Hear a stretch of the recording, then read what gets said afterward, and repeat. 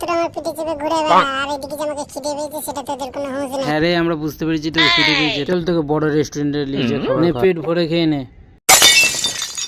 Hello guys, তো 2 নং বাজারে আমরা বেরিয়ে পড়েছি বৃষ্টির মধ্যে বিয়ে করতে। না, 2 বন্ধু মিলে বেরিয়ে পড়েছি নাস্তা করতে। এই বৃষ্টির মধ্যে দুজনে মিলে একটা ছাতা নিয়ে বেরিয়েছি, তারপরে যা হয় দুজনে মিলে ছাতাটা টানাটানি করতে করতে অবশেষে দোকানে যে পৌঁছলাম। দোকানে গিয়ে দেখি দোকান পুরো ফাঁকা, কাকুর নিচে তার উপরে টেবিলটা বসে না, মানে কাকু টেবিলের উপরে চুপচাপ বসেছে। খাবার অর্ডার দেওয়ার সাথে সাথে দেখছি খাবার তৈরি করতে লাগলো। শুধু আমরা খেলে হবে, আর 2-4 জন আছে তাদের জন্য নাস্তা নিয়ে অন্য নাস্তা খাবে, তাই আর একটা অন্য দোকানে যেতে হবে সেই নাস্তা। আমাদের নাস্তা রেডি, তাই আমরা চলে এলাম শুধু অন্য দোকানে। আর আমরা যাওয়ার সময় অর্ডারটা দিয়ে গেছিলাম, এসে দেখছি এখনো হয় না রেডি। ভিডিও দেখতে ব্যস্ত আর সে দেখছি চ্যাটিং করতে ব্যস্ত, তাই বলি ওকে ছাড়ো আর আগে বাড়ো। আমরা দুজন ছিলাম, তারপরে দেখছি আরেকজন জয়েন হয়ে গেল। তো এখন আমরা বেরিয়ে পড়লাম সোজা পানি আনতে। অর্ধেকটা যাওয়ার পরে সে আবার ঝাঁকুনি দিচ্ছে, আমাকে খিদে পেয়েছে, তাই তার পেট ভরাতে চলে এলাম রেস্টুরেন্টে। এখন মনের আনন্দে খাবার খেতে ব্যস্ত। পরে তেলটা ভরার পরে সোজা চলে এলাম পানির দোকানে। এসে দেখছি পানির দোকান বন্ধ। শালা আজকের দিনই সব হতে হয়, এদিকে তেল শেষ যাচ্ছে, এদিকে পানির দোকান বন্ধ হয়ে যাচ্ছে। আমি সপ্তাহে একদিন বেটালাম, তাও এত কিছু ঘটে যাচ্ছে। হেট, ভাল লাগে। ওকে জিজ্ঞাসা করলাম অনলাইন পানি ভরা কোথায় জানিস? বললো না, জানি না।